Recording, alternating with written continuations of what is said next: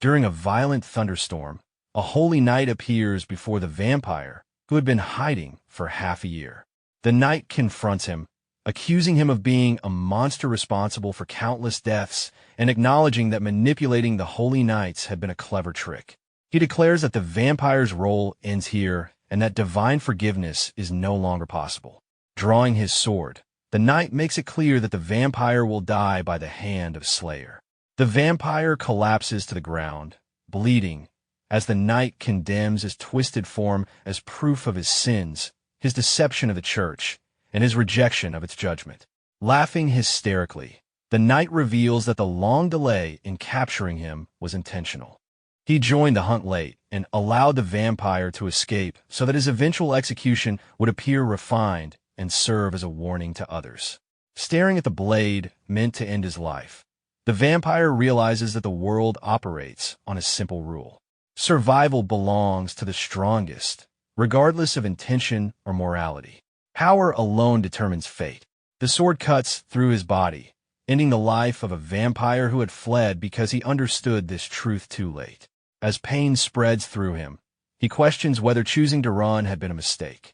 Even as his life fades, the knight continues to belittle his existence, calling it an insult to the church. With regret filling his heart, the vampire reaches toward the sky, wishing for another chance, before his body falls lifeless under the knight's laughter. He suddenly awakens inside a tent, gasping for air. Panic grips him as he touches his neck and limbs, finding them unharmed. His hands are bandaged, and nothing resembles the injuries from his execution. Looking around, he realizes this is not a dream. He is inside the same tent he lived in before the Holy Knights began hunting him. Carved markings in the wood reveal the date, confirming that he has returned to 6 months before the pursuit began. Standing still, he understands that this is a genuine second chance, and that wasting it would be a mistake. The scene shifts to a remote forest near the village of Broadwin, a place avoided by humans. This was where Eugene lived in hiding, a weak vampire surviving day by day. He never desired human blood, but a single moment of instinct in the past had led to mercenaries arriving the next day and holy knights 5 days later. They searched relentlessly, chasing him for years until he was finally found. For 12 years, he lived in fear, sustaining himself on animal blood in the forest. Though he does not know why he returned to the past, Eugene decides not to repeat the same path. He runs through the forest, determined that even if he dies, it will not be in hiding. If they come for him again, he will be ready. Under the pale moonlight, he changes his approach and begins using vampire magic. Vampires grow stronger by consuming blood, and the strength gained depends on the power of its owner. As Eugene moves forward, he senses danger approaching. The water nearby erupts as the forest lord emerges, a massive creature with powerful jaws. He narrowly avoids the initial attack, realizing that his weakened body struggles even to evade properly. He decides that inflicting a single wound will be enough to absorb the creature's blood and gain power. Abandoning his old habit of concealment, Eugene launches an attack. His previous method had failed, and hesitation would only lead to death. He swings his sword with all his strength, but it shatters against the monster's hardened skin. The forest lord retaliates with a crushing tail strike, sending Eugene flying into the water, blood trailing from his body. As the monster advances again, Eugene recognizes his miscalculation. Wanderers are creatures that roam freely outside demonic zones, and some possess magic stones, even in areas considered safe. These stones are more valuable than gemstones and could change the outcome of a battle. However, the gap in strength between him and the forest lord is overwhelming. Struck once more, Eugene realizes that he underestimated the opportunity given to him. At this moment, it is clear that the forest lord could end his life before he can land even a single wound. As the monster closes its jaws around him, Eugene briefly considers whether he had been mistaken to believe he would be given another chance if he failed again. He immediately rejects the thought, knowing he is not arrogant enough to assume such mercy. As he is swallowed, memories surface of his previous life, one spent crawling, holding his breath, and struggling only to survive. This time, he chooses a different path. His eyes glow crimson as he resolves to fight to live. Magic symbols form across his body, and his muscles begin to swell as his body transforms. He understands clearly that if he loses now, there will be no next chance. From within the monster's body, Eugene tears through its insides, holding on to the belief that defeat leaves no future and that victory must be seized by his own hands. He attacks the monster's magic stone, and its body explodes, scattering blood in all directions. Eugene emerges from the remains, confirming a truth he now accepts fully. Survival has always belonged to those who stand upon the blood of others. Among the scattered remains, he recalls the promise he made to himself when given his second chance. He would not run again. He would fight. Standing beneath the moonlight in his transformed state, he steels his resolve to claim power and victory. When the silence returns, Eugene observes that he absorbed not only the forest lord's blood, but its magic stone as well. The energy gained far exceeds his expectations. Examining the remains, he notices that the mana crystal differs in size and color from ordinary ones. From this, he realizes the ability it grants allows his skin to harden into black scales. He reasons that if these scales can completely block sunlight, it may allow him to move freely during the day. His memories align with this realization. He had learned of the forest lord through mercenaries. The swamps had expanded over time due to seasonal flooding, drawing the monster into the area where it began attacking humans. During that chaos, Eugene had once managed to drink a small amount of the injured monster's blood and escape after killing several mercenaries. Remembering how powerful that blood was, he had planned to return and absorb it fully. Even with his newfound strength, Eugene knows it is still not enough to face the holy knight, young Dirt. Until he is certain of victory, he must avoid unnecessary battles.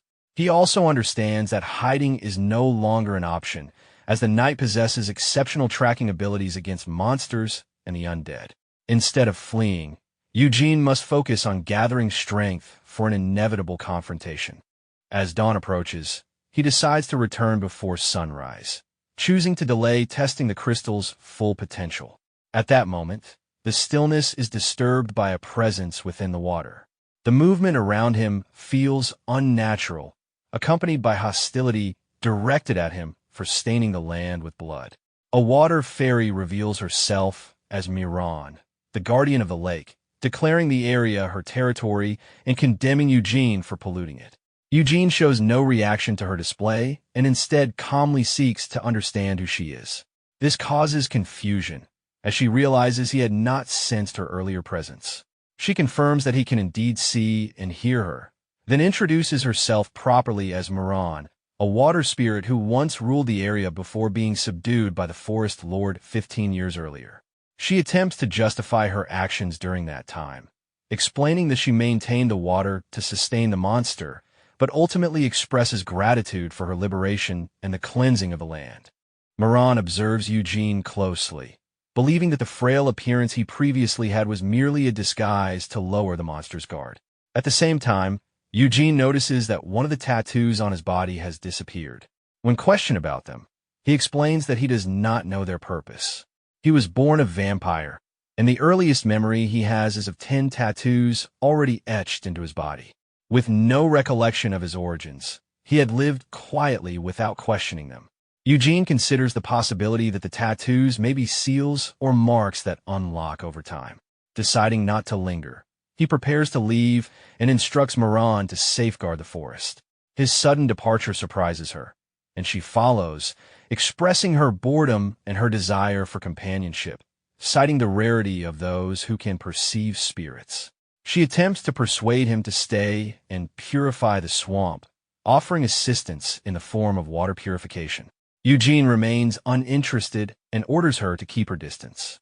Despite this, Miran continues following him, repeatedly offering help in increasingly unsettling ways as he leaves the area. Several days later, night falls over the village of Broadwin. Panic spreads when a villager rushes to alert the chief, reporting the appearance of a red-eyed monster. The villagers gather in fear, expecting an attack, only to find a massive pile of hunted game left at the edge of the village. The sight leaves them stunned, uncertain whether they are even allowed to take so much meat. Confusion spreads as they realize this visit came earlier than usual. The red-eyed monster who lived at the foot of the mountain had brought hunted animals once every 2 weeks for the past decade, never directly threatening the village. Although the village chief cannot understand the creature's intentions, he hesitantly allows Eugene to enter the village briefly. When Eugene first appeared 10 years earlier, fear had gripped everyone. Over time, his consistent offerings of game, treated as a form of tax, created an unspoken agreement. The villagers avoided him, and he remained distant. Now, his sudden appearance unsettles them. Their unease deepens when Eugene removes his mask, revealing his face. Calm and composed, he appears unchanged by the years of isolation. He explains that he has recovered from his illness and came to share the news. He expresses gratitude for the help the village provided in the past and offers his assistance should they ever need it. After delivering the game, he leaves quietly, his departure leaving the villagers shaken and uncertain. As they watch him go, speculation spreads. Some wonder whether the creature from the forest was never truly a monster, but perhaps a half-elf or an exiled noble. His appearance does not match the image they had imagined for so many years. On the way back through the forest, Miran questions Eugene's decision to give the villagers all of the hunted game and asks what he intends to do next.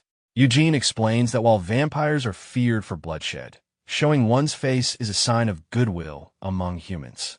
Miran finds this reasoning pointless, especially since Eugene had planned to leave the area soon. Eugene pauses, realizing that he had been wrong to believe nothing tied him to this place. He understands that he cannot remain detached from what is about to happen. He reveals that mercenaries will soon attack the village. Their objective is to abduct a specific boy and deliver him to the regional lord, Sir Terwin. To erase evidence and witnesses, the mercenaries will slaughter the entire village. Eugene knows this massacre will inevitably draw the attention of the Holy Knights to the region, leading to the future he is trying to avoid. Preventing this outcome becomes necessary. Miran doubts that mercenaries would go so far as to kill everyone, but Eugene remains certain. He states that the truth will soon become clear. His first step, he decides, is to gain the villagers' trust so that he appears harmless, even though Miran struggles to understand how this connects to stopping the attack.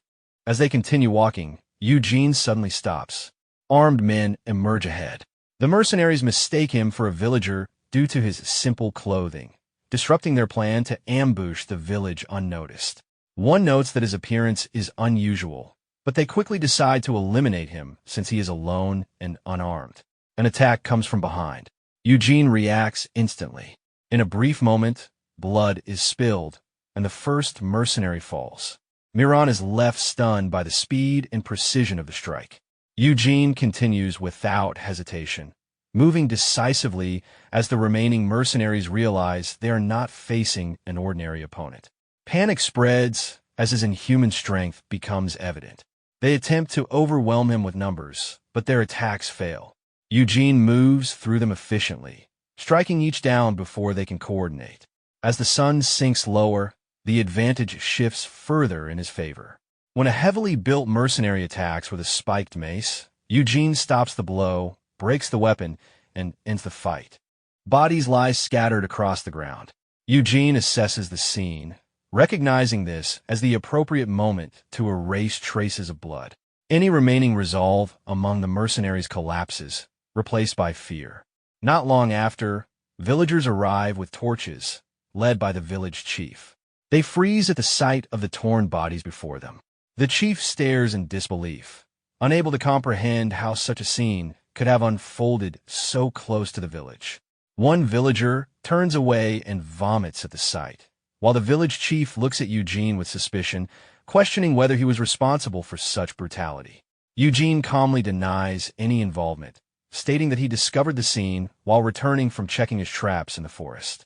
He gestures toward the bodies and explains that the mercenaries were ambushed while heading toward Broadwind. He then points out what he claims are the true culprits. The villagers react with shock as they notice the corpses of black wolves lying among the dead. Eugene continues his explanation, saying the wolves had gathered in large numbers and were feeding on the bodies when he arrived. He claims to have driven them off after killing several, adding that the rest may still be nearby. The chief is visibly unsettled, impressed by Eugene's supposed ability to deal with such dangerous beasts alone. One villager inspects the bodies and confirms the presence of claw marks, reporting this to the chief. Another agrees, stating that all the wounds appear consistent with wolf attacks. With this confirmation, suspicion fades. The chief feels embarrassed for doubting Eugene and offers an apology, which Eugene accepts without hesitation. Concerned about leaving the bodies exposed, Eugene asks what should be done with them. The chief decides they will be buried within the village. Nearby, Miran quietly mocks Eugene for lying so thoroughly. In truth, the wolves were not responsible for the mercenaries' deaths. They appeared only after Eugene had finished killing them. He eliminated the wolves afterward and deliberately used a wolf's jaw to create bite marks on the mercenaries' bodies, carefully shaping the scene to conceal his actions. Miran privately wonders why Eugene places so much importance on how the villagers perceive him. Simply disappearing would have been enough, yet he chose to remain and preserve his image. Watching him closely, she senses that he is working towards something more. Eugene approaches the village chief again with a serious demeanor. He explains that while checking the bodies for belongings to return to their families, he found a sealed letter and suggests the chief read it. The chief recognizes the seal immediately as belonging to Lord Terwin, the ruler of the region. As he reads the contents, his expression changes, disbelief giving way to shock. The chief urgently turns to the villagers, searching for a boy named Vilai. It is confirmed that the boy is inside the village. At that moment, Vilai is simply eating inside one of the houses, unaware of what is unfolding.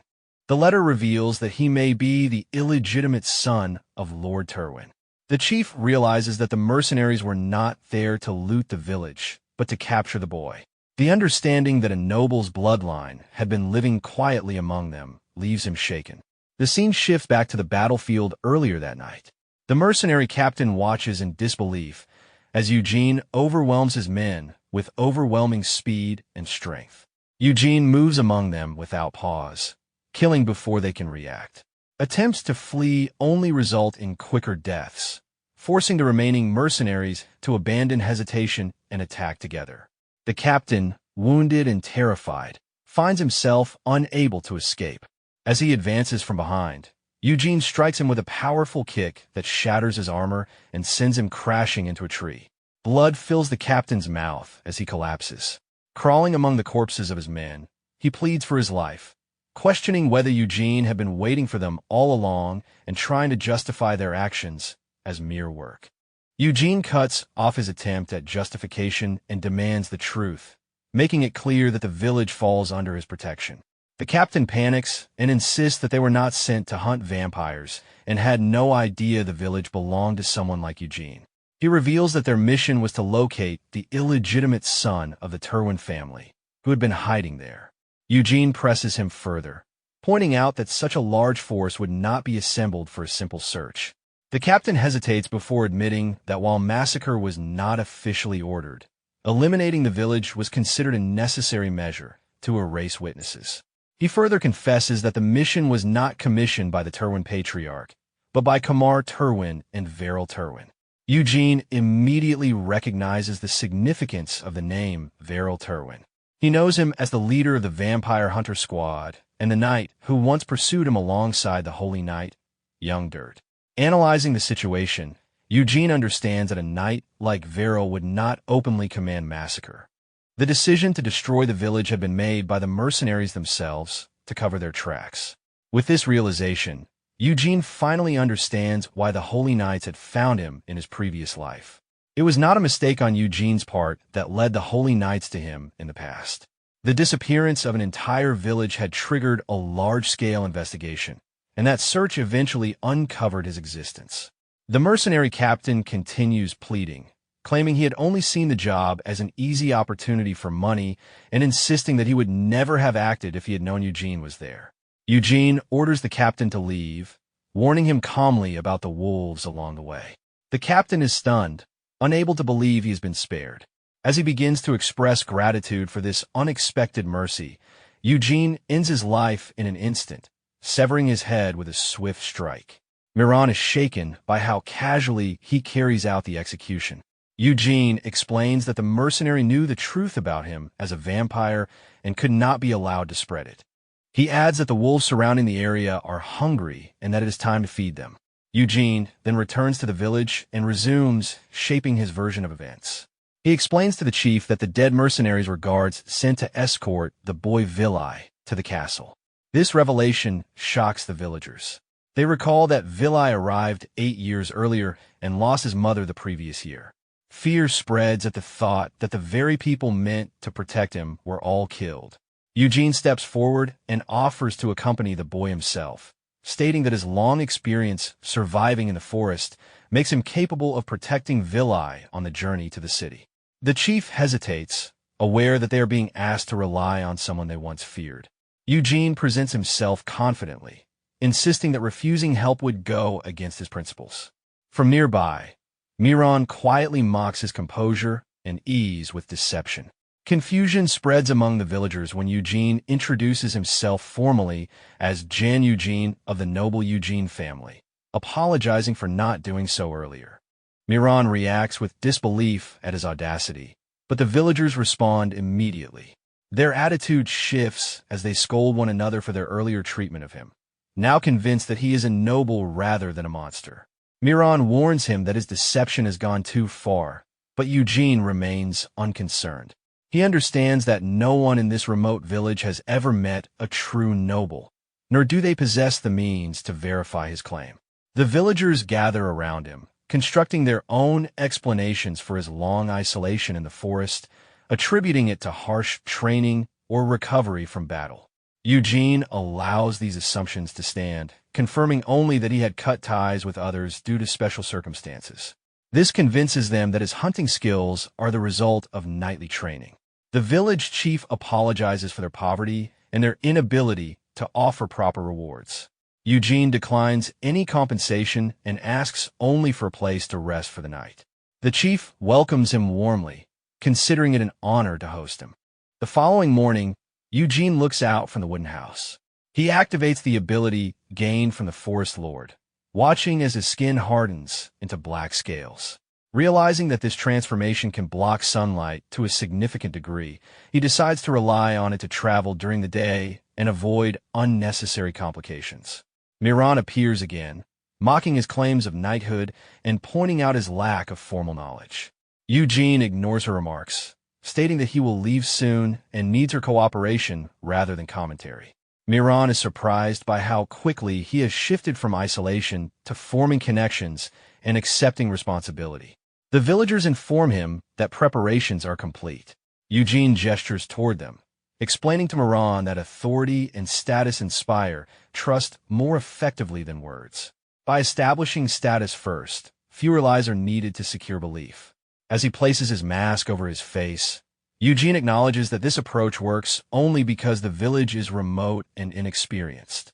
He knows true nobles would not be deceived so easily. Rather than abandon the deception, Eugene decides to make it real. By combining genuine ability with the trust he has earned, he intends to turn falsehood into fact. The village chief reads the explanation Eugene prepared for the boy, and Eugene understands that reinforcing lies with tangible results is the only way to sustain them. Vilai greets him respectfully, placing his expectations in Eugene's guidance for the journey ahead.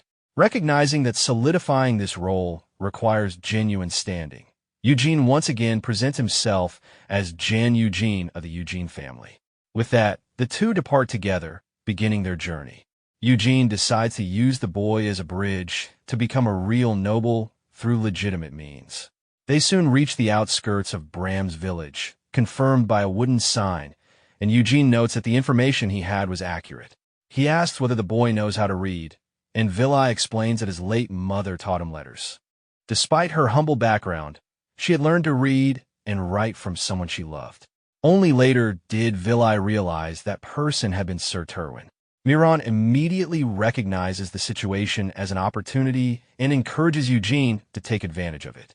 When Eugene asks the boy to teach him how to read, Vilai is stunned and confused by the idea of a knight who cannot read or write.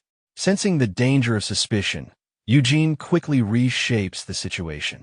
He claims that his noble title is merely a facade and that his family had fallen long ago, forcing him to survive by the sword alone rather than through education. Vilai accepts the explanation with sincerity. Eugene reinforces his own understanding that once trust is established, it becomes a shield that protects even obvious lies. Miran quietly mocks his performance, warning that excessive deception could eventually invite doubt. However, Vilai's expression makes it clear that he believes Eugene completely. The boy apologizes for his earlier unease, admitting that rumors from the village had shaped his judgment. He resolves to trust what he sees rather than hears, and reasons that Eugene's lack of education may simply be the result of a warrior's upbringing. Wanting to avoid embarrassing him, Vilai offers to teach Eugene in secret whenever possible. As the boy grows curious about Eugene's past, an arrow suddenly flies past his face.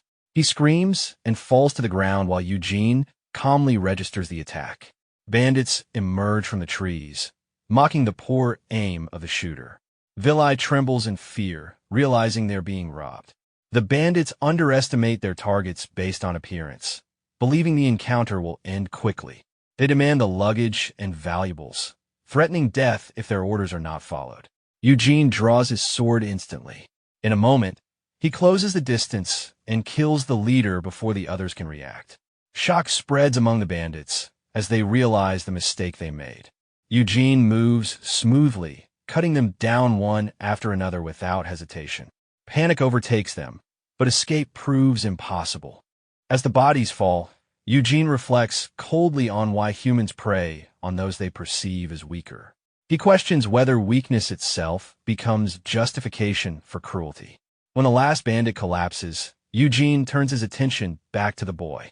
He makes it clear that Vilai is free to think as he wishes and reassures him that no harm will ever come to him.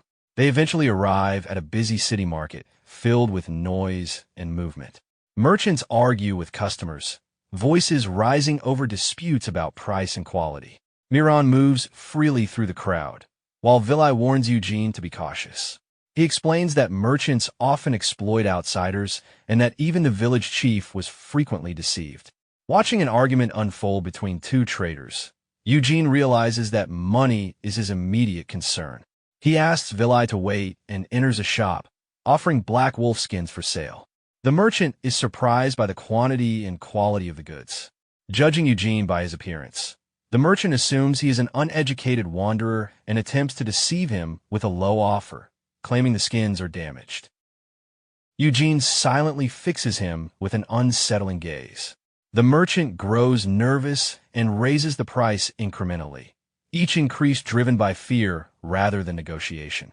After several adjustments, the deal finally settles at 30 silver pieces, the maximum the merchant can afford. Eugene leaves the shop wearing newly purchased clothes. He examines a sign outside and realizes that letters still resemble meaningless shapes to him despite learning the basics. Miran comments that the clothes are decent and worth the price. Eugene remarks that the merchant was generous for a first transaction, prompting Miran to ridicule his assessment and point out how easily the man was pressured. Miran fixates on the silver coins with clear interest, lamenting that Eugene did not push further for luxury items. Eugene explains that his only concern is covering his body well enough to block sunlight. Miran criticizes his restrained way of living and urges him to aspire to more than survival. She describes grand images of noble vampires living in luxury, surrounded by wealth and indulgence, insisting that ambition is essential to rise in the world. Eugene is surprised by the depth of her knowledge despite her isolation. Miran reminds him that she originates from the spirit world and learned much from elders who traveled through human lands and returned with experience and insight. Miran advises him on the importance of learning the imperial language and ancient runes. Since he is expected to live for at least 2 centuries unless killed, she insists that learning everything possible is necessary. Eugene suddenly asks whether she can read. She answers honestly that she cannot. Later that night, Eugene sits quietly by the campfire. Vilai approaches him with hesitation, interrupting what seemed like a one-sided conversation. The boy asks who Eugene was speaking to, as he had seen no one nearby. Eugene quickly claims he was talking to himself, and shifts the topic, asking about Vilai's condition after vomiting earlier.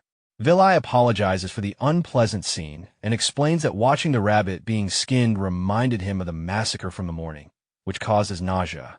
Moran remarks that it may have been too much for him, while Eugene reassures the boy that most ordinary people are not accustomed to such sights. Vilai decides to make use of the time, noting that he still has energy and the night is long. He eagerly offers to teach Eugene writing, since they have extra paper, clearly pleased to be useful. The lesson begins, and Vilai is surprised by how quickly Eugene understands.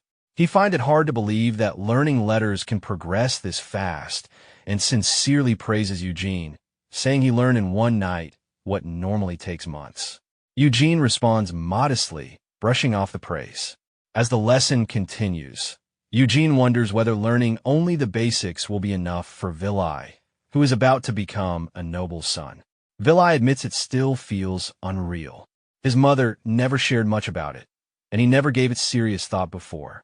With quiet tension, he adds that he does not even expect Sir Terwin to welcome him warmly. Their conversation is interrupted when a group of armed men on horseback emerges from the trees.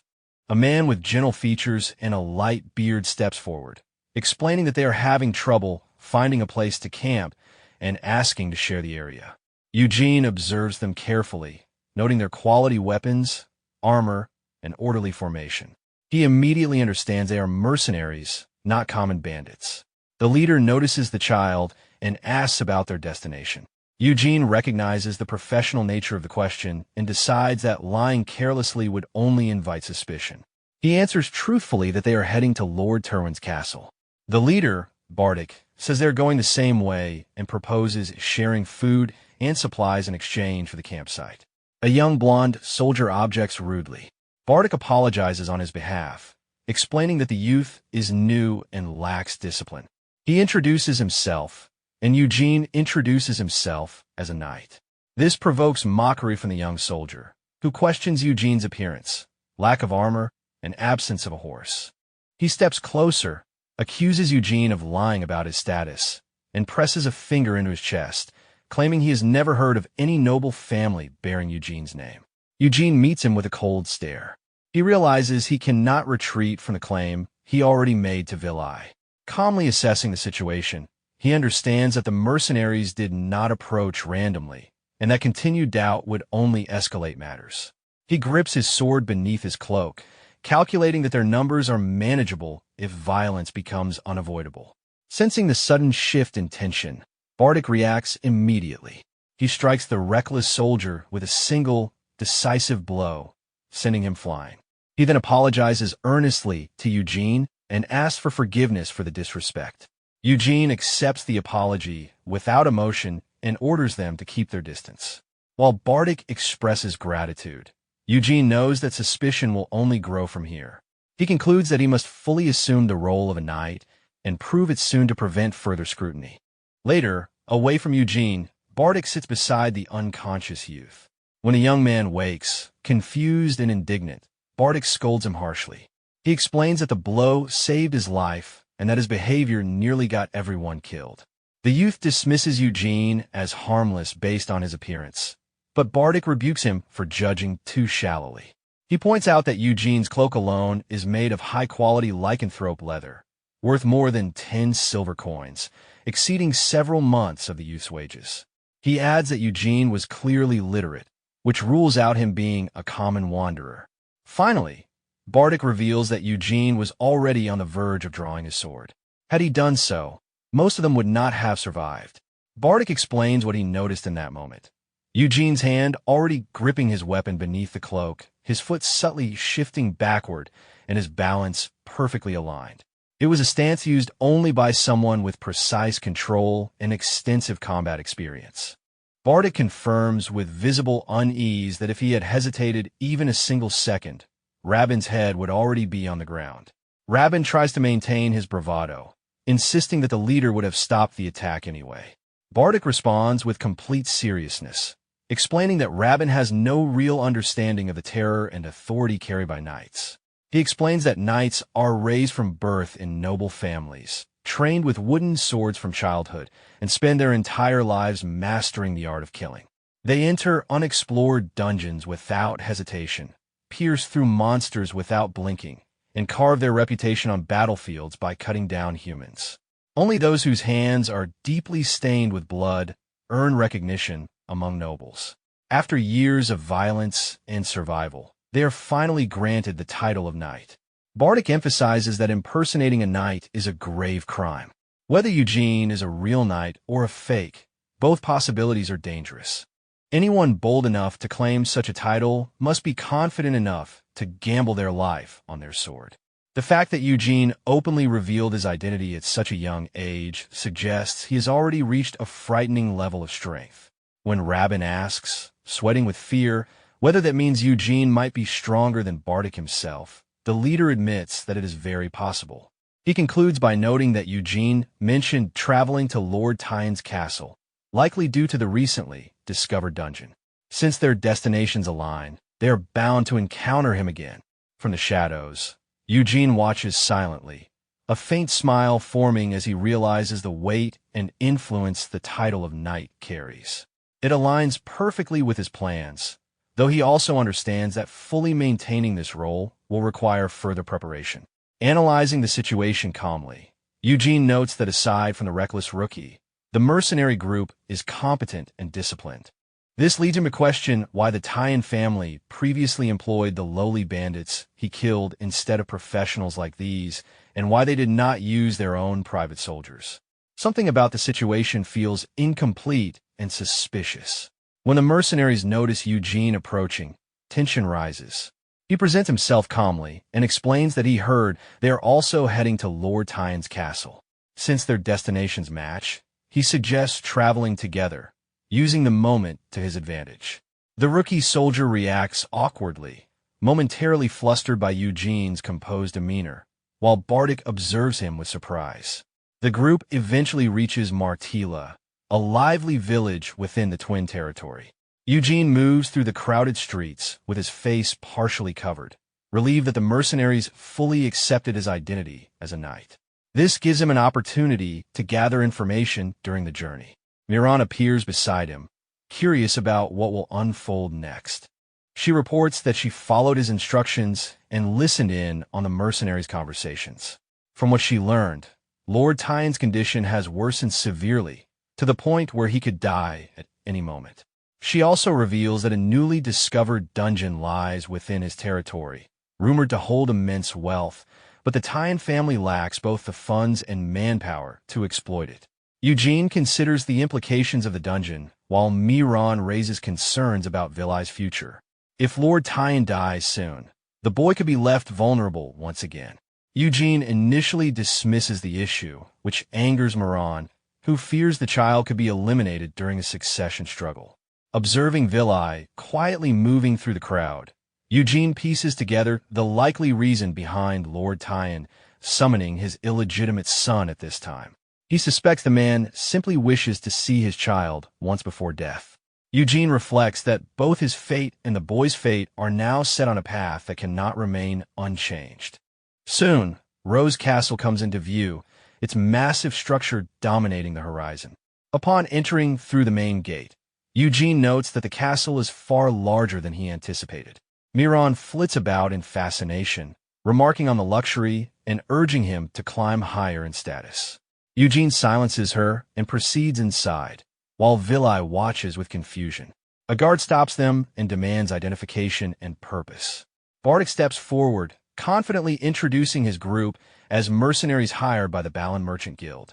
As the guard questions the others, a blond young man with arrogant features intervenes.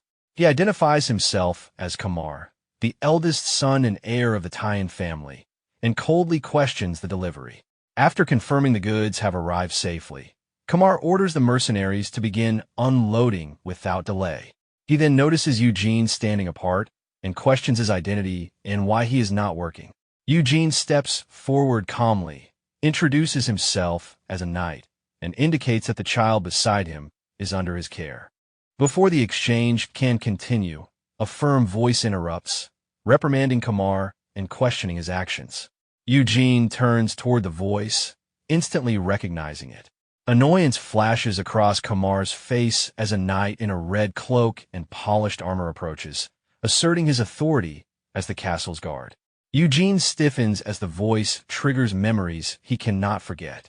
His thoughts return to a painful past, recalling the man who discovered him while he was hiding, the one who hunted and tortured him relentlessly. The speaker is revealed to be Bertel Tyan, the second son of the family and their direct knight, standing tall in his red cloak. Bertel questions his elder brother with strict composure. Kamar responds with thinly veiled sarcasm, implying that Bertel's behavior makes it seem as though he considers himself the true heir. Bertel's expression shifts to visible annoyance as he denies any such intention. Eugene interrupts the escalating family dispute without hesitation, presenting a letter and informing them that it was sent by Chief Jeb of Broadwind Village.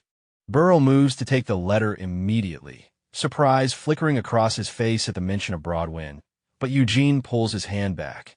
Instead, he hands the letter to Kamar while maintaining steady eye contact with Bertel. Kamar reads the letter, his expression changing as he processes its contents. It explains that the hired mercenaries were wiped out by a wolf attack and confirms that the child escorted by the knight is the family's illegitimate son. Vilide steps forward with unsteady movements and introduces himself. Kamar's expression shifts into a practiced smile as he welcomes the boy as his younger brother. Bertel, however, watches him with a cold and unsettling gaze. Kamar remarks that their father has missed him greatly. Bertel issues curt orders to the servants, instructing them to clean the boy and dress him properly. Vilide turns instinctively toward Eugene, fear evident in his eyes. Before they can move, Eugene intervenes, halting the situation. His action catches Bertel off guard, and he looks at Eugene in disbelief. Eugene firmly demands that the matter of his reward be discussed first and states that he will meet Lord Tyan personally. Bertel reacts immediately, his anger flaring as he rejects the request. He explains that their father's condition is unstable and that arranging a meeting is not possible. Instead, he offers immediate payment in gold in exchange for Eugene leaving the castle. Eugene responds with a steady, unyielding stare. He reflects briefly on the effort it took to deliver the boy safely and makes it clear through his posture that he will not leave so easily. Without raising his voice, he applies pressure, making it clear that he will not repeat himself. Kamar intervenes, questioning the feasibility of Eugene's demand, which provokes Bertel into snapping angrily at his brother. The argument between them exposes the growing rift within the family. Kamar insists that their father must meet his newly returned son, while Bertel counters that Lord Tyan cannot remain conscious for long and that allowing an unknown wanderer into his presence is reckless. Accusations follow, with Bertel claiming Kamar is manipulating their father's schedule, and Kamar accusing Bertel of distorting his words. Kamar eventually turns back to Eugene with a strained smile, expressing regret that his brother's behavior complicates matters. He places a hand on Eugene's shoulder and suggests that Eugene should return safely for now. He then turns to Vilide, stating that he will personally guide him and show him around the castle. The boy follows him quietly. Eugene watches the scene closely, realizing they never intended to grant him an audience with Lord Tyan. At that moment, the ground trembles as a heavy impact echoes nearby. A massive shadow appears in front of Bertel, accompanied by a large, red-haired man carrying several unconscious bodies over his shoulder. He greets the second son casually and drops the bodies onto the ground, explaining that these mercenaries were looting villagers instead of training as ordered, and that he dealt with them himself. The man, Galactic, suggests executing one of the captured mercenaries as an example. Bertel watches Eugene carefully as Bertel steps in and shuts down the suggestion. He explains that the mercenaries, though temporary hires, are still needed for the dungeon expedition and that discipline will be handled later. He proposes moving the discussion inside the castle, away from prying ears. Galactic agrees without hesitation. Outside, Bardic quietly asks Eugene if he knows the identity of the red-haired man, confirming that he is Knight Sir Galactic. Bardic speaks with admiration, noting that Galactic recently placed third in a tournament hosted by the Evergrove family. He describes Galactic's strength as overwhelming and mentions how he defeated hundreds of competitors with refined technique. Eugene wonders why someone of such caliber would be stationed in a remote region. Bardic explains that the newly discovered dungeon is likely the reason, adding that the first knight to conquer a new dungeon gains immense fame and recognition. Given the risks involved, Bardic's suspect Galactic intends to use this achievement to secure knighthood under a more powerful family. Eugene quietly reflects on the word knighthood and considers his next move. He then reminds Bardic that his current contract ends today. Bardic confirms this, and Eugene asks him to consider a new request. Bardic listens as Eugene smiles faintly beneath his mask. Later that night, Kamar sits inside the castle, watching Bertil oversee the punishment of the mercenaries. He resolves internally that he must be the one to open the dungeon. His thoughts dwell on Bertil, who has begun openly positioning himself as a successor as their father's condition worsens. The arrival of a powerful knight like Galactic confirms Kamar's fears. If Bertil succeeds in opening the dungeon, public support will shift decisively in his favor. Kamar feels cornered. He knows he cannot rely on unqualified hires to face such a challenge. His thoughts are interrupted when a servant announces that Sir Eugene wishes to meet him. The request surprises him, but after brief consideration, he orders Eugene to be admitted. Eugene enters with his usual composed presence. Kamar welcomes him formally and attempts to guide the conversation, reassuring him that Vilai is being watched closely and that his safety is guaranteed. He invites Eugene to sit and explains that the reward will be granted once their father awakens. Kamar also remarks that Eugene's decision to present the letter publicly allowed him to maintain some standing in front of Bertil. Eugene responds with a measured smile, acknowledging the sentiment before calmly shifting the conversation. He remarks that intervening as a third party in internal family matters is unusual and not something he takes lightly. Kamar moves directly to the point, asking Eugene to clarify his purpose and whether his request to meet Lord Tyan is simply concern for the Lord's condition. Eugene confirms this, but adds that he has also come with a proposal meant specifically for Kamar. With steady composure, Eugene presents his offer to participate in the dungeon subjugation. The suggestion initially amuses Kamar, who reacts with open mockery, questioning both the request itself and Eugene's status as a knight. He references rumors of Eugene eliminating a small group of bandits and implies that this proposal may simply be an attempt to inflate his reputation. He questions why he should even consider indulging such a request. Eugene does not react offensively. Instead, he maintains confidence and states that the proposal carries no downside for Kamar, given his current circumstances. He outlines the terms plainly. He will take 100 silver coins for himself and his mercenaries and accept only half of the dungeon byproducts, excluding magic stones entirely from his share. Kamar's demeanor shifts as he processes the numbers. The terms are far below standard rates, enough to raise immediate suspicion. Eugene responds evenly, pressing Kamar to decide whether the offer appeals to him or not. He makes it clear that urgency lies not with him, but with Kamar. As Kamar analyzes the proposal, he considers Eugene's appearance and conduct. He seems like a wandering knight without noble backing, uninterested in excessive wealth, likely motivated by honor rather than profit. That assumption makes the offer appear sincere. Kamar recognizes the opportunity presented to him, especially given the time pressure surrounding the dungeon. He also realizes that Eugene is not simply relying on strength, but understands leverage and timing. His perception of Eugene changes accordingly.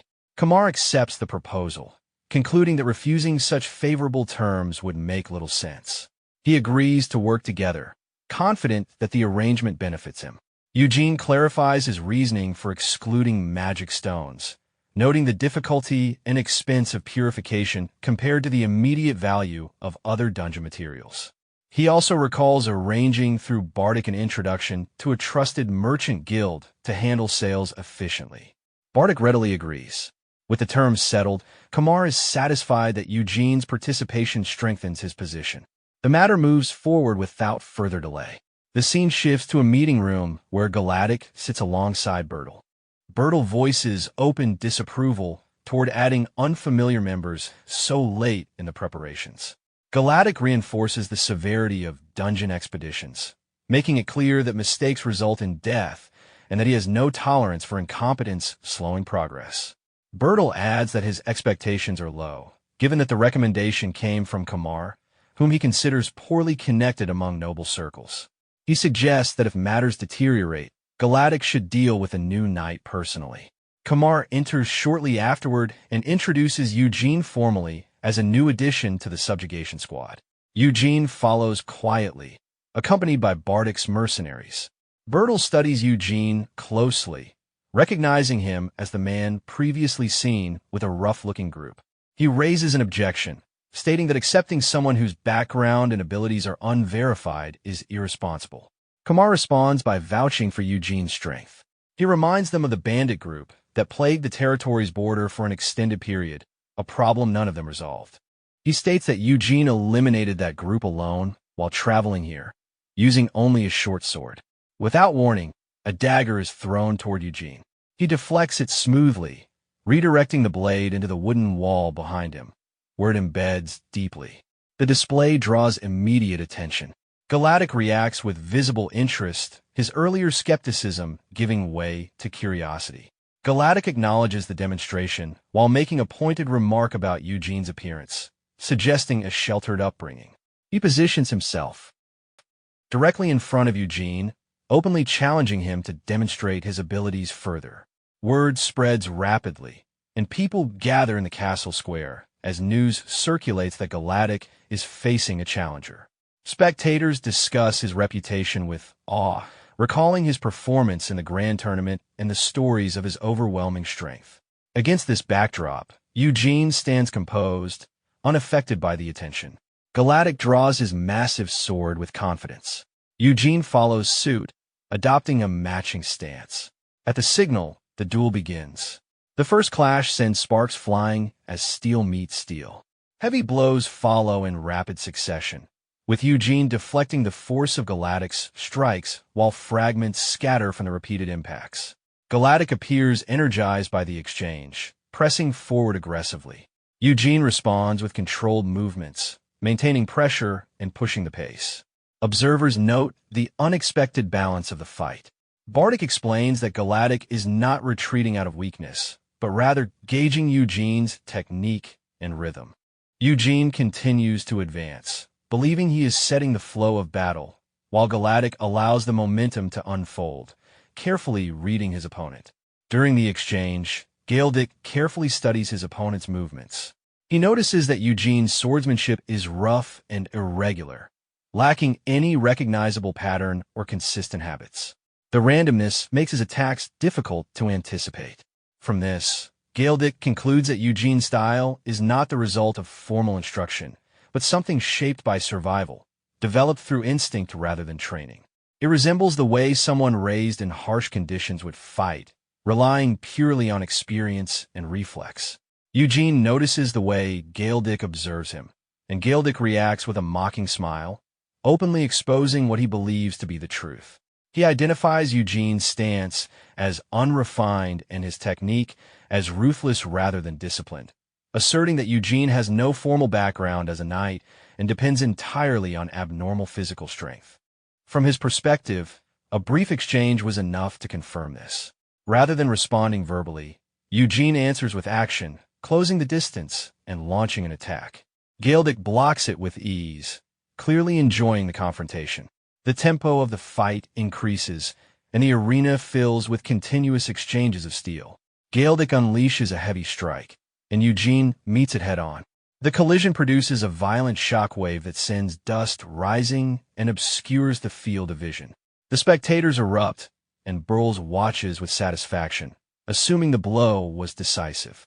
However, from within the dust, a red gleam appears as Eugene lunges forward at astonishing speed. Galactic manages to block, but his expression shifts as he realizes Eugene is adapting in real time. With each exchange, Eugene grows more aggressive and efficient, gradually matching Galactic's ferocity. Their clash reaches a breaking point, and both swords shatter from the force. They discard the broken weapons simultaneously and engage directly. Their hands lock as they close in, neither yielding. Galedic laughs in disbelief, struck by the contradiction between Eugene's smaller frame and the overwhelming strength he possesses. Looking into Eugene's eye, he accepts a hard truth. Eugene's raw power far exceeds his own. At the same time, Galedic recognizes that his advantage lies in experience. Refocusing, Galedic shifts his stance and attacks again, attempting to press that advantage. Eugene evades with remarkable flexibility, repeatedly avoiding blows that should have crushed him. As the assault continues, Eugene identifies an opening. Galedic realizes too late that Eugene's movements are not the product of technique, but of rapid adaptation driven by survival instinct. Before he can adjust, Eugene lands a clean punch to his face. The impact sends Galedic flying across the arena. His body crashes into the far wall, tearing through stone and raising another cloud of debris. Eugene remains standing, breathing heavily, as the arena falls into stunned silence before erupting again. The outcome is declared, and whispers spread through the crowd, unable to comprehend how an unknown knight defeated Galedic through sheer strength. Eugene's mercenaries react with open pride, laughing as they acknowledge him as their leader. From the wreckage, Galedic stirs and slowly stands. Eyes follow him, uncertain of what he will do next. Instead of hostility, he approaches Eugene, takes his hand, and raises it high, presenting him to the audience. The response is overwhelming, with cheers echoing throughout the castle.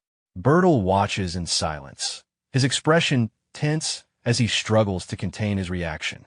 Later, inside the castle, Eugene sits before an elaborate dining table. The servants explain that they are acting under direct instructions from Kamar, who insisted Eugene eat properly and rest before the dungeon expedition. They remain attentive, awaiting his preferences. Nearby, Miron quietly mocks the situation, finding amusement in the fact that Eugene cannot explain that food is unnecessary for him. Wondering how much he can endure, Eugene suddenly clutches his stomach and pretends to be unwell. The servants panic, unsure how to respond, and Eugene dismisses them, insisting he will handle his meals alone. The following day, attitudes toward Eugene have completely shifted. Kamar greets him warmly, clearly pleased. He remarks on Eugene refusing the comforts provided, finding it amusing. Before the conversation settles, Rabin barges in loudly, disrupting the moment. Eugene shows visible irritation as Galedic suddenly rushes toward him, attempting to embrace him enthusiastically. Eugene pushes him away without hesitation. Galedic appears cheerful despite the bruises still visible on his face, openly acknowledging the damage from the previous fight. He seems more amused than bothered and quickly suggests another sparring match. Soldiers and mercenaries gather immediately, eager to watch. Eugene realizes that Galedic no longer cares whether he is truly a knight, and the doubts of others have steadily faded. While this is exactly what he intended, he remains uncomfortable with the growing attention as Galedic continues to provoke him playfully. Eugene reacts as if Galedic is inviting another blow, and Galedic shows no hesitation, confident that only another clash would reveal the outcome. Before the tension escalates, Vilide appears behind them. His face bears clear signs of abuse, and Eugene notices him immediately. Vilide asks weakly whether Eugene has been well. The scene shifts to the past, inside a torture chamber. A man in torn clothing screams as he begs for mercy. Bertel Tyen stands over him with a cold expression, watching as the man bleeds on the floor.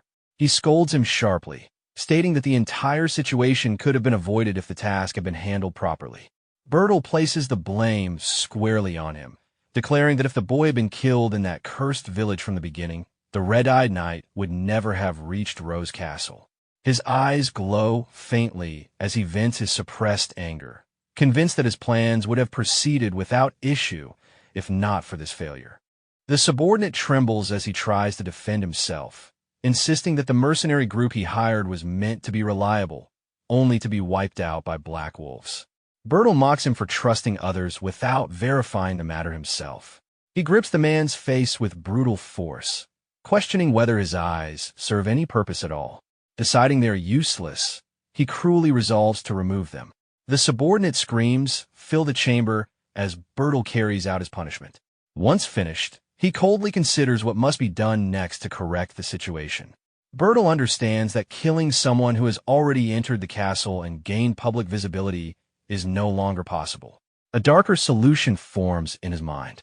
His gaze shifts to Villaid's body lying nearby, concluding that the dungeon would serve as a convenient place to dispose of him without leaving evidence.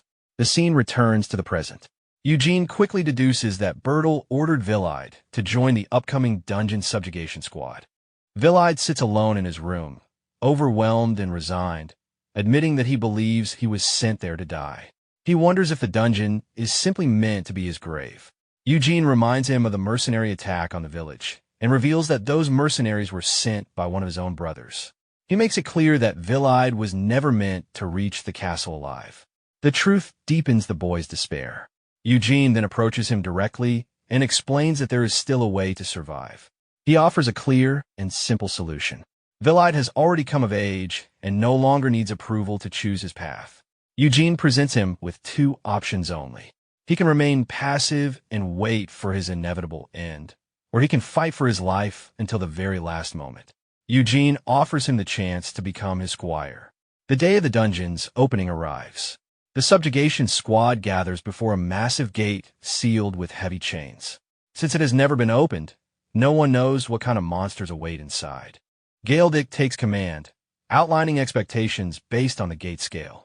Low-rank and mid-rank monsters are anticipated, while high-rank threats remain unpredictable and warrant immediate withdrawal.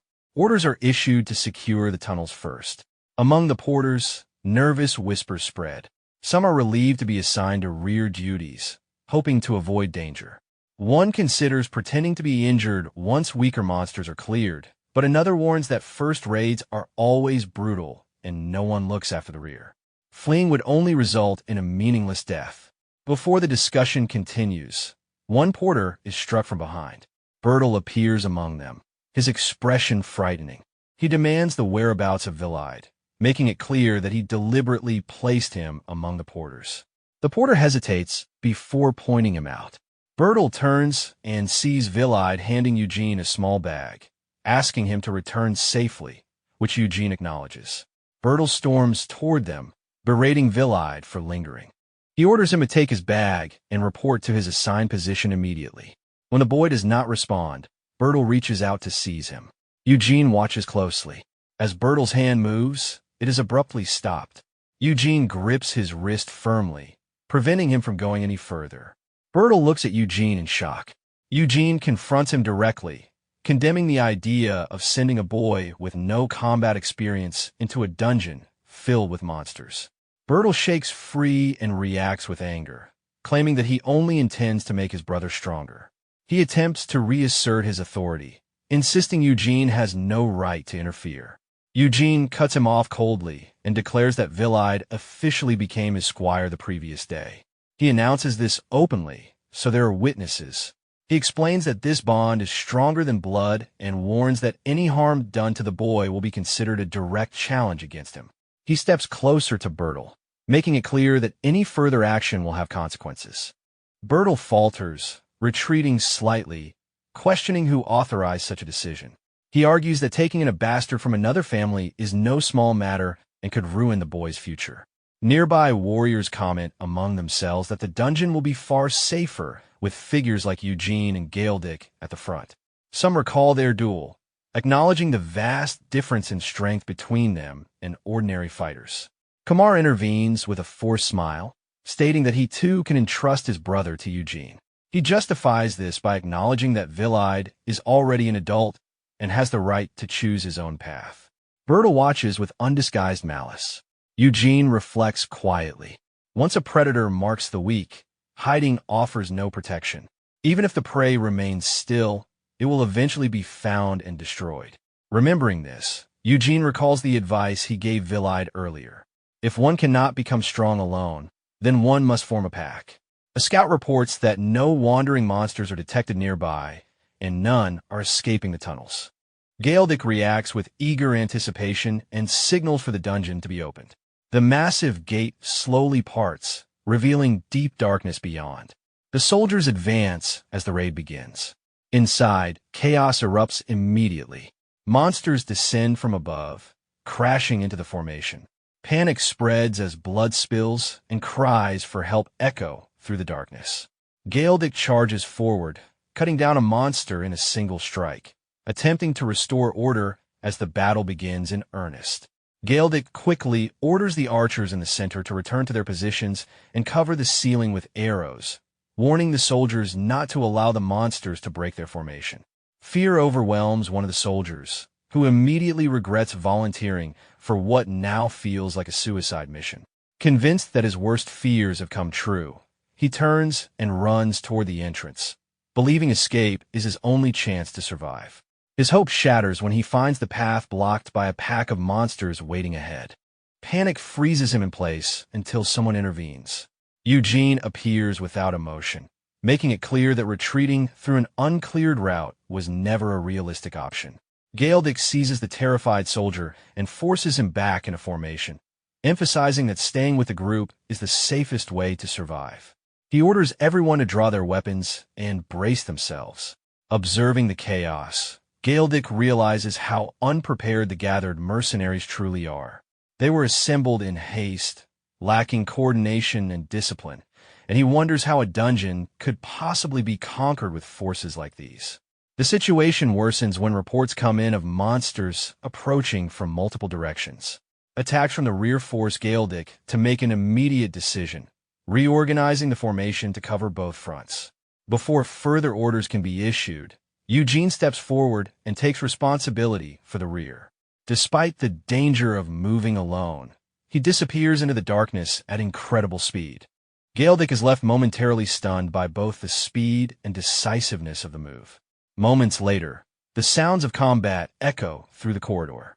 Soon after, something emerges from the shadows. Galedic recognizes it as Eugene's discarded mask.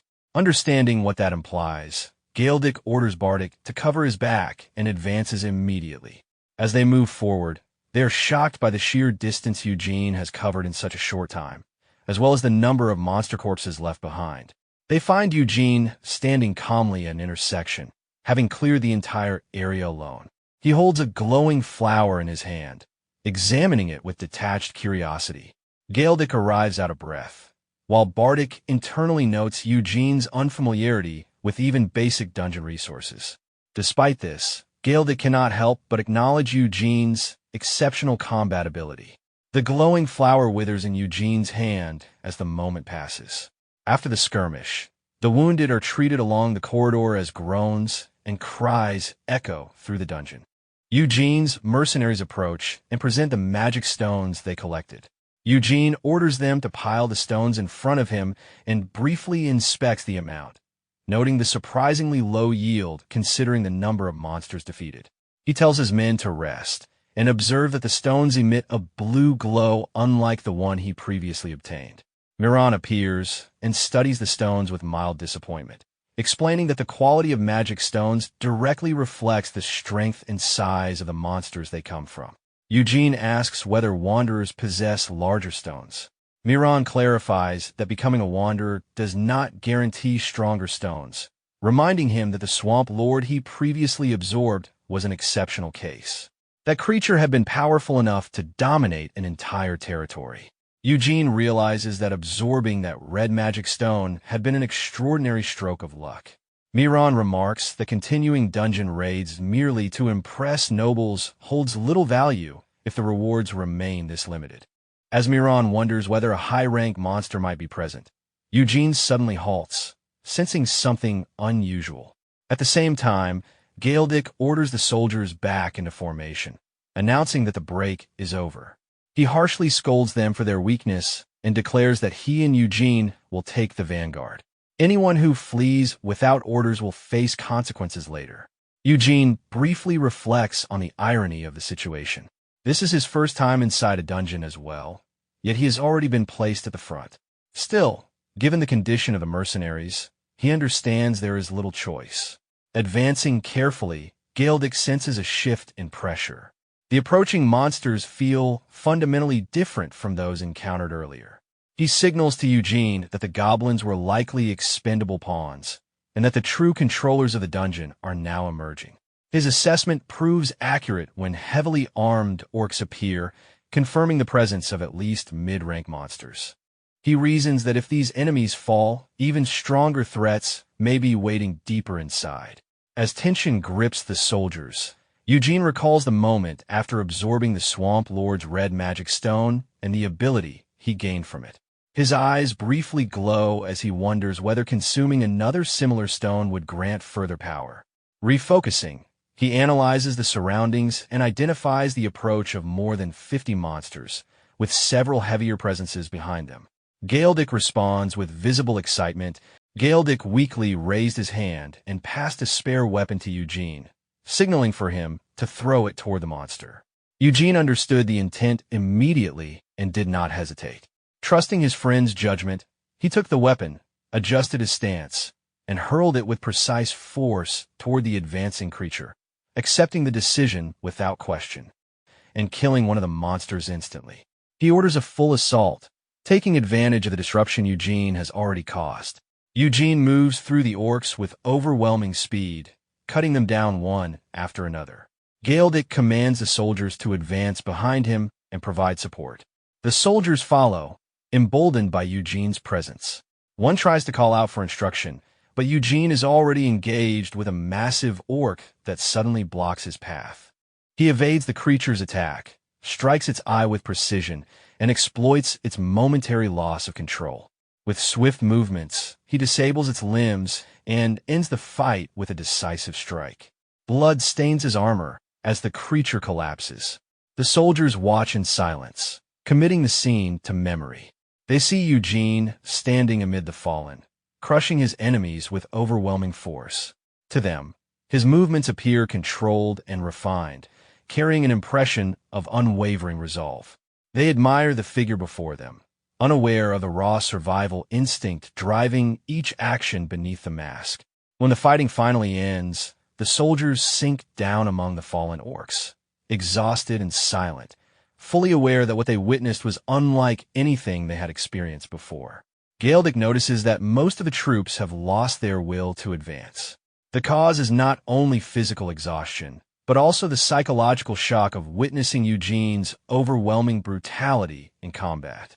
Judging their condition, Galedic concludes that pushing forward any further is unrealistic. He suggests withdrawing now, since the required objective has already been achieved and the quota met. Eugene turns toward him and calmly confirms that he still has more than enough strength. Leaving at this point would mean wasting an opportunity that may not come again. Galedic reacts by trying to rally the soldiers, declaring that if Eugene continues, they will follow as well. However, Eugene immediately gives a different instruction. He orders Galedic to lead the subjugation squad out of the dungeon and ensure their safe withdrawal. He explains that he will continue onward with only his mercenaries. The soldiers stare at him in disbelief. Galedic quickly realizes that Eugene has sensed their physical and mental limits and is deliberately sending them away to preserve their lives.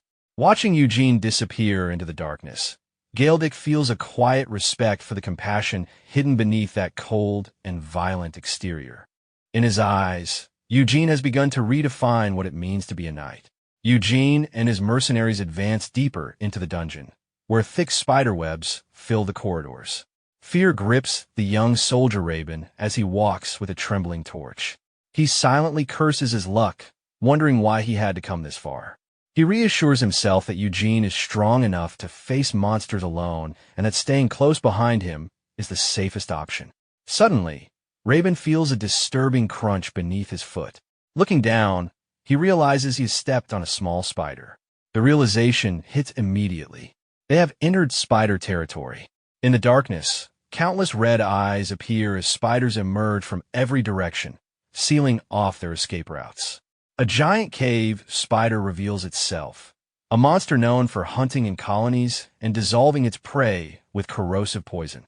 Panic spreads as the spiders surge forward in overwhelming numbers.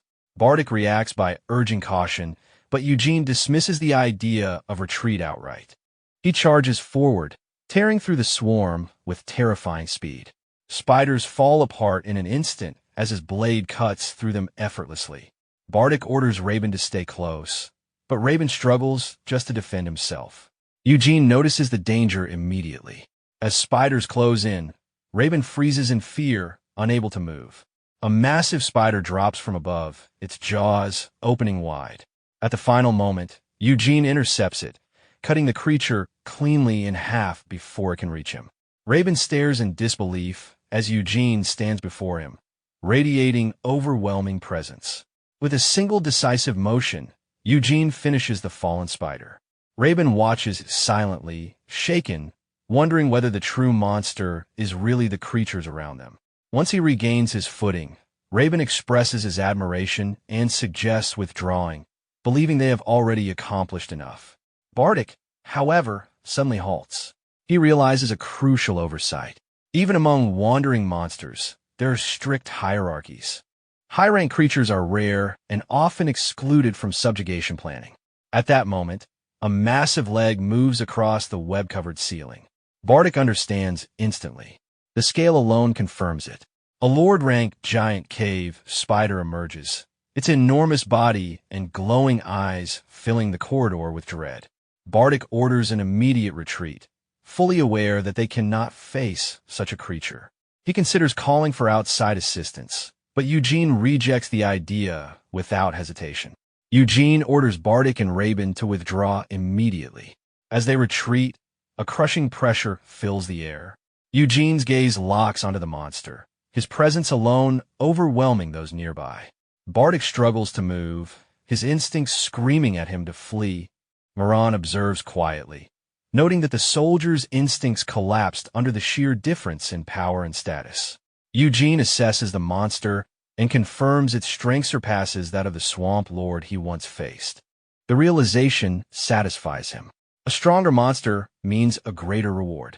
Eugene advances without hesitation. To him, the value of the prize is always proportional to the difficulty of obtaining it. The scene shifts. A small spider descends gently on a thread toward a teacup in a sunlit garden. Eugene flicks it away casually.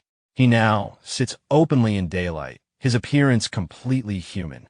The second ability he gained after devouring the Swamp Lord's magic stone is camouflage.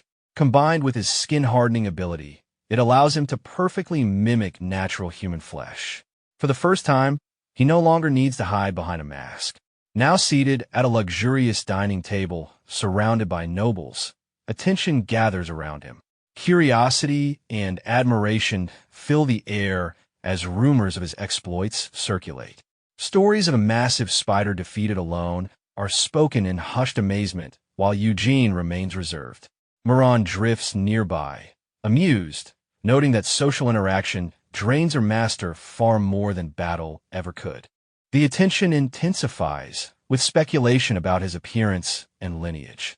Eugene feels unsettled, realizing that being mistaken for something non-human could complicate matters even further. A knight suddenly reaches a conclusion, observing that this explains Eugene's exceptional vision in darkness and heightened hearing. He becomes convinced that Eugene could never have been an ordinary human. Eugene listens in silence, carefully concealing the truth as suspicion begins to take shape around him. Galdic raises his voice during the banquet while holding a drink, openly marveling at the idea that elf blood might run through Eugene's veins. At the same time, Robin struggles awkwardly, trying to slip out of an uncomfortable group embrace. Galfredic studies Eugene's face with curiosity, wondering how someone with such striking features could have remained unnoticed for so long in this region. Eugene explains that he never intentionally concealed himself, but was simply shaped by circumstance.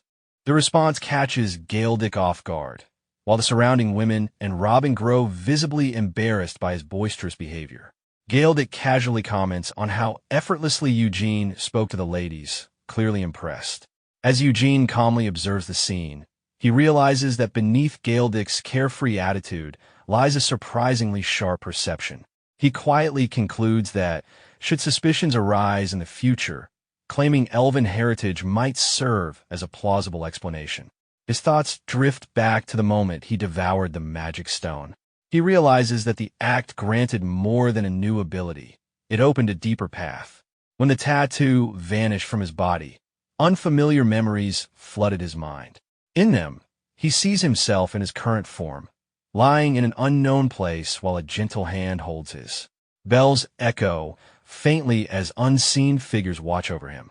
The image of a laughing woman remains vivid, leaving him confused about her identity and uncertain whether these memories are truly his. He remembers nothing of his past beyond a single name, Eugene. His thoughts are interrupted when Robin, trembling, calls out to him for help. Eugene turns to see Robin panicking, desperate to escape his predicament.